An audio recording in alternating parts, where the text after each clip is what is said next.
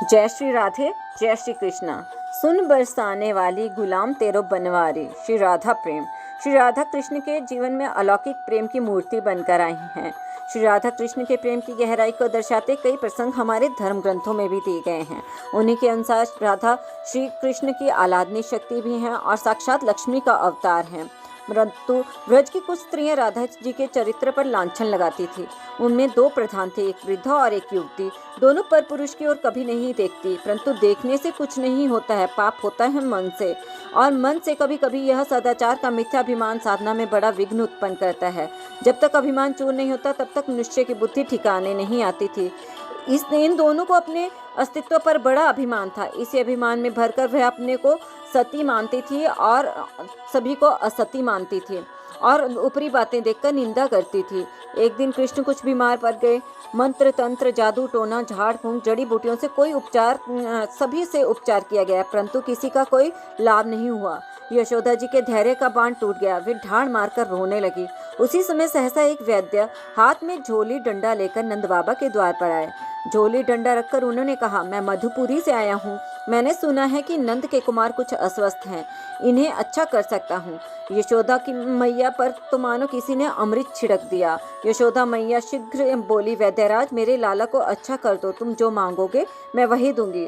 वैद्य जी ने कहा कि मेरे गुरु की आज्ञा है कि मैं जिसकी चिकित्सा करूं उसके घर का जल भी नहीं पीऊं। यदि मैं रोगी से कुछ लेने लगूं तो मेरी विद्या विफल हो जाएगी। तो यशोदा मैया बोली, आप जैसे भी चाहें, मेरे बच्चे को अच्छा कर दें। कोई वस्तु चाहिए तो मैं एकत्रित कर दूं। वैद्य ने कहा, मुझे एक घड़ा यमुना जल चाहिए। यशोदा मैया बोली, आप जितना कहें मैं लेकर आती हूँ। वैद्य ने कहा, यह कार्य आप नहीं कर सकती। आपके अतिरिक्त जो भी पतिव्रता स्त्री हो, जिसे अपने पतिव्रत पर पूर्ण विश्वास हो, केवल वही स्त्री इस कार्य को पूर्ण कर सकती है। सभी का मन धड़कने लगा। मन से कभी जिसने पर पुरुष का चिंतन न किया हो, ऐसी स्त्री सर्वत्र नहीं मिल सकती। सब सहम गए। यशोदा मैया बोली, वैद्यराज यह कैसे प्रतीत होगा कि यह जल सती का लाया है? मन में तो सभी अपने को सती समझती हैं। हंसकर वैद्य बोले, मन में समझने से क्या होता है? सती की एक परीक्षा है। उस परीक्षा में उत्तीर्ण होकर जो कलश को यमुना जी से भरकर लाए वही सती है, जो ना ला पाए वह असती है। मिट्टी का घड़ा मंगवाया गया।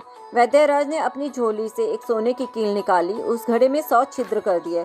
फिर बालों की लंबाई से एक डोरी बनाई, उस बाल तंतु को यमुना जी के एक पार से दूसरी पार तक बांध दिया और कहा, जो घड़े को लेकर इस बाल पर चलकर बीज धारा से जल भर कर लाए और जल की एक बूंद भी न गिरे, वही स्त्री सती समझी जाएगी। उसी के लाए जल से कृष्ण ठीक हो जाएंगे। यह सुनकर सभी स्त्रियों का साहस छूट गया। अब सब मिलकर एक दूसरे को उकसाने लगी। दोनों ही बारी बारी से घड़ा लेकर उस बार पर चढ़ी, किंतु पैर रखते ही तंतु टूट गया। अन्य स्त्रियों का तो साहस ही छूट गया। जब कोई भी स्त्री घड़ा उठाने को तैयार नहीं तो यशोदा मैया रोने लगी। बोली, वैद्यराज असंभव बात क्यों कर रहे हो? वैद्य ने कहा, संसार में कुछ असंभव नहीं, पतिव्रता स्त्री सब कर सकती है। यशोदा मैया बोली, तो आप ही बताओ कौन है ऐसी पतिव्रता स्त्री? वैद्य ने कहा, मैं ज्योतिष से गणना करके बताता हूँ। काफी समय तक वैद्य गणना करके बोले कि यहाँ कोई राधा है।